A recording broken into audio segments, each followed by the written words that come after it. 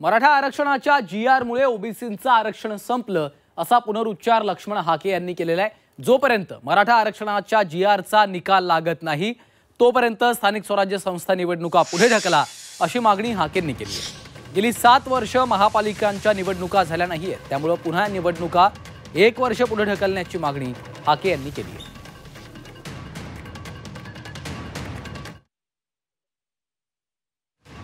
पंचायत राजच्या निवडणुका, लोकल बॉडीच्या निवडणुका 1 वर्षभरासाठी पुढे ढकला।